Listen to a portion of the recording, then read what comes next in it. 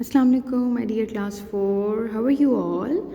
I hope all the students are good. So, class 4, it's your English lecture, and today we are going to do your worksheet.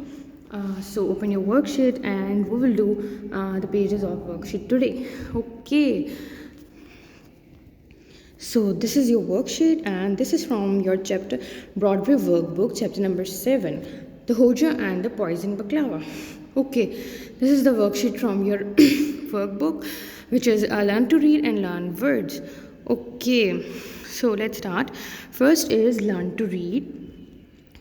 These sentences describe some of the things that happened in the story. Okay, आपको नीचे कुछ sentences दिए हैं जो बताते हैं कि story में क्या हुआ है, but they are in a jumbled order. Read them and rearrange them in the correct order. आप उनको पढ़ें और उनको सही ऑर्डर में अरेंज करें. Right the correct numbers against them, और आपने हर सेंटेंस के साथ उसका ऑर्डर नंबर लिखना है कि सबसे पहले क्या बात हुई थी, फिर क्या बात हुई थी. इसमें आपने नंबरिंग देनी है. The first one has been done for you, और जो नंबर 1 है वो आपके लिए उन्होंने किया हुआ है. As you can see the second sentence there it is written number 1. Okay, so okay, we will start from here. First sentence is he set a lot of work for his students. सबसे पहले ये नहीं हुआ. सबसे पहले क्या होता था, होजा received a box of baklava. Okay, सबसे पहले उसको बॉक्स मिला. Okay, then what happened next?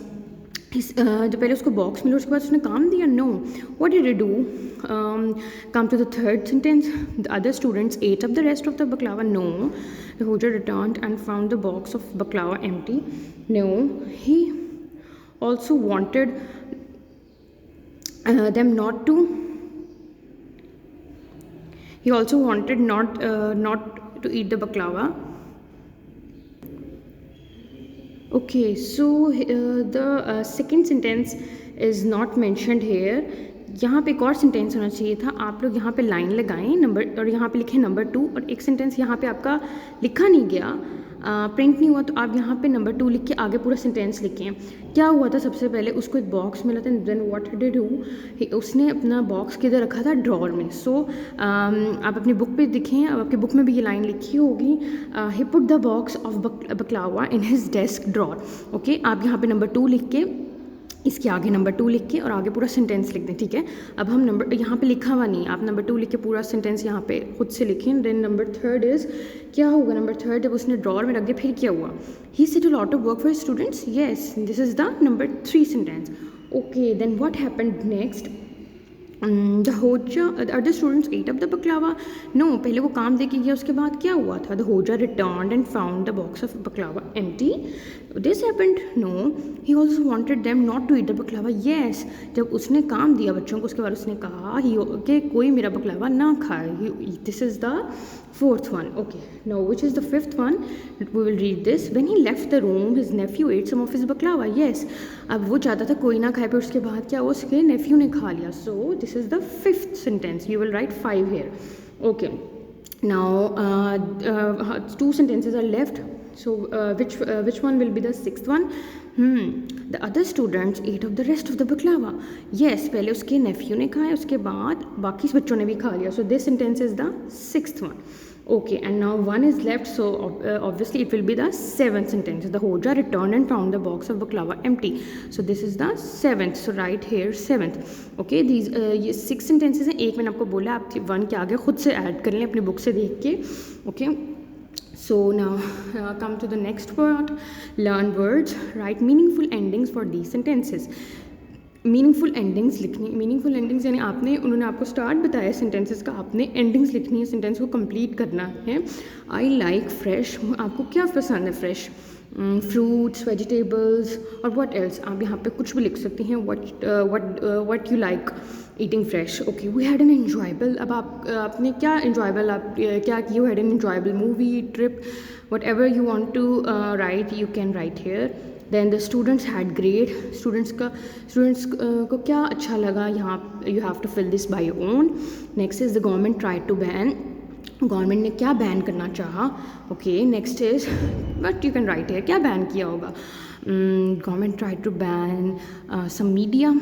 Okay, कोई मीडिया को बैन किया, या आप लिख सकते हैं government try to ban the media. फिर when trouble broke out they brought truckloads of.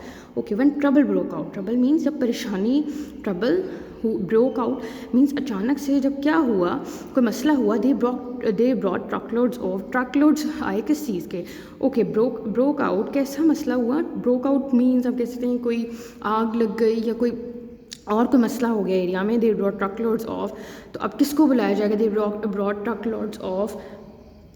अगर फायर लग गई हैं तो अब किससे बुलाया जाएगा. They brought truckloads of fire fighters to save the house. और क्या लिख सकते हैं. They brought truckloads of police.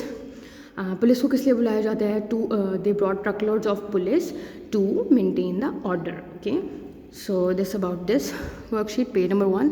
Now come to the page number 2 of the worksheet. Okay, number 2, something that is done once a year is an annual event. कुछ जो ये साल में एक दफ़ा होता है वो क्या होता है. Annual event. जो साल में एक दफ़ा कोई इवेंट होता है हम उसको कहते हैं annual event. How would you describe the following. अब नीचे आपको कुछ सेंटेंसेस दिए, आप उनको कैसे बताएंगे. One has been done for you, एक आपके लिए हुआ हुआ है. Something that happens every month, जो हर महीने होता है वो क्या, उसे क्या कहते हैं, मंथली.